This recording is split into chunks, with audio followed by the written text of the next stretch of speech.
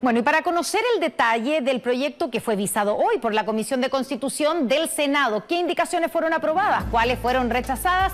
Estamos en el estudio con Cristian Pino. Cristian, muy buenas noches. ¿Cómo estás, Connie? Muy buenas noches, claro, porque el proyecto sufrió algunas modificaciones pequeñas, pero sufrió algunos cambios en relación a cómo entró el proyecto. Veamos cómo llega esto a la Comisión de Constitución del Senado, que es el proyecto que vota la Cámara de Diputados. ¿Cómo llegó? Bueno, con las 35 UFs como piso y el techo máximo de 150 UF, 4.300.000. Aquí se produce, sí, el cambio en la Cámara de Diputados, que es el pago de una cuota en relación al primer proyecto, porque recordemos que sobre el $1.000.000 habían dos cuotas para pagar. Claro. La primera 30 días y la segunda 10 días después de que se efectuara ese primer pago. En la Cámara de Diputados cambia y se establece que va a ser una sola cuota.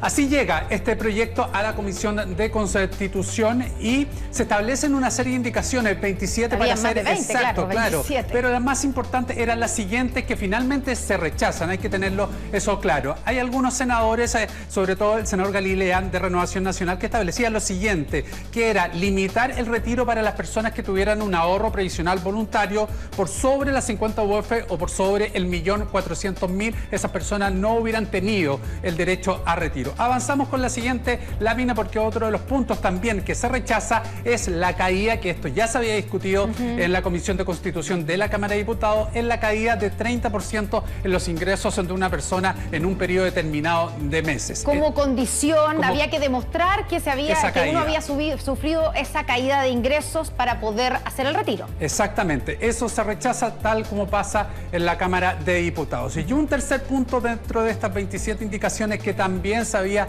analizado en la Cámara de Diputados es que el retiro por sobre los 2,5 millones de pesos de ingresos de las personas, o sea, quienes ganan eso y retiren, iban a tener que pagar un impuesto. Todas estas indicaciones, las 27 fueron rechazadas y las tres principales también las que hemos comentado. Finalmente, ¿cómo sale desde la Comisión de Constitución el proyecto y se va a votar en la sala? Vemos la siguiente lámina que da cuenta lo siguiente. O sea, lo que sí se aprobó hoy día. Lo que sí se aprobó. Aquí hay una reducción del número de días para realizar el pago de 30, que era la fecha que originalmente se había ingresado con el proyecto, se reduce a 15 días hábiles para pagar ese retiro, el 10%, no en cuotas, disminuyendo el plazo y contrariamente a lo que establece el presidente del Banco Central, Mario Marcel, que él decía que se necesita incluso ampliar el plazo por una serie de aspectos técnicos. Eso te iba a decir, hoy día intervino, ¿cierto?, en la mañana en la Comisión de Constitución el presidente del Banco Central y uno de los aspectos que él puntualizó es que ojalá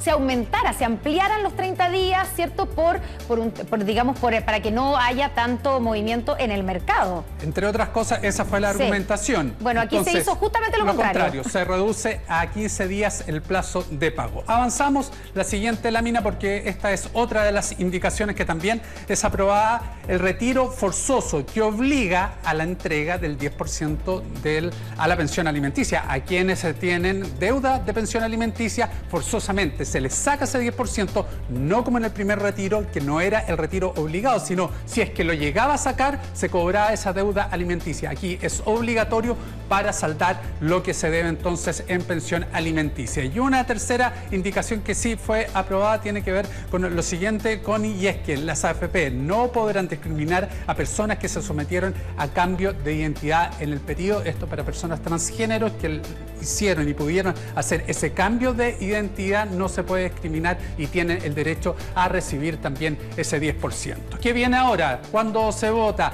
Hay por ahí alguna idea de que pudiera realizarse mañana esta votación en la sala del Senado. Lo más probable es que se traslade al miércoles de la próxima semana porque se está discutiendo el presupuesto. Lunes y martes se van a focalizar en eso los senadores, así que lo más probable es que el próximo día, miércoles, se vote este proyecto que ingresa con las características que hemos mostrado. Hay intensa actividad legislativa hoy día en el Congreso.